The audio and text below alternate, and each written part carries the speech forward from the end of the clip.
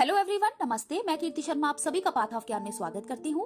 उद्योगपति रतन टाटा जी का 9 अक्टूबर 2024 को मुंबई के एक अस्पताल में निधन हो गया। वो काफी टाइम से अस्वस्थ चल रहे थे। उद्योग जगत के महानायक रतन टाटा जी का निधन देश के लिए एक अपूरणीय क्षति है। उन्होंने न सिर्फ टाटा समूह को नई ऊंचाइयों पर पहुंचाया, बल्कि भारतीय उद्योग को वैश्विक मंच पर प्रतिष्ठा भी दिलाई। उनके नेतृत्व में टाटा समूह ने कई ऐतिहासिक अधिग्रहण किए और समाज कल्याण में भी महत्वपूर्ण योगदान दिया। रतन टाटा जी की विरासत हमेशा प्रेरणादायक रहेगी और उनका जाना देश को गहरे शोक में डाल गया है। आज की इस वीडियो में हम उनके जीवन के सफर के बारे में कुछ बातें जानेंगे। अगर आप मेरे चैनल पर पहली बार आए हैं तो please like and subscribe my channel. Ratan Tata ji Bharat के प्रमुख उद्योगपतियों और टाटा समूह के पूर्व चेयरमैन थे। उनका पूरा नाम रतन नवल टाटा था और उनका जन्म 28 दिसंबर 1937 को मुंबई में हुआ था। रतन टाटा जी ने 1991 से 2012 तक टाटा समूह का नेतृत्व किया, जिसके दौरान उन्होंने कंपनी को कई नई ऊंचाइयों पर पहुंचाया और इसे एक वैश्विक पहचान दिलाई। उनके नेतृत्व में टाटा समूह ने कई महत्वपूर्ण अंतर्राष्ट्रीय अधिग्रहण किए, जैसे कि टेटली, कोरस और जैगुआर लैंड रोवर, जो भारतीय उद्योग के लिए मील का पत्थर साबित हुए। रतन टाटा जी का पालन पोषण उनकी दादी नवाजबाई टाटा ने किया, क्योंकि उनके माता पिता का तलाक तब हो चुका था जब वे छोटे थे। उन्होंने अपनी प्रारंभिक शिक्षा cathedral and John Connon school से की और आगे की पढ़ाई के लिए अमेरिका चले गए। वहां उन्होंने कॉर्नेल यूनिवर्सिटी से आर्किटेक्चर और इंजीनियरिंग में डिग्री हासिल की।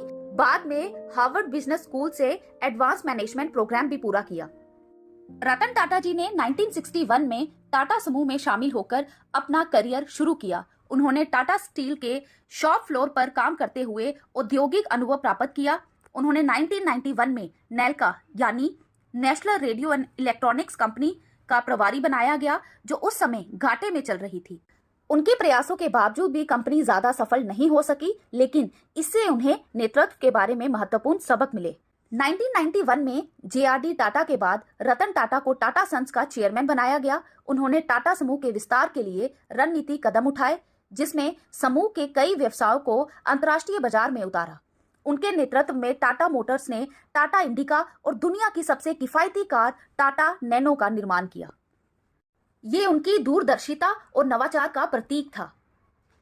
रतन टाटा जी के नेतृत्व में टाटा समूह ने कई प्रमुख अंतर्राष्ट्रीय कंपनियों का अधिग्रहण किया, जैसे कि टेटली। 2000 में टाटा ने ब्रिटिश चाय कंपनी टेटली का अधिग्रहण किया और फिर 2007 में टाटा स्टील ने यूरोपियन स्टील निर्माता कोरस को खरीदा।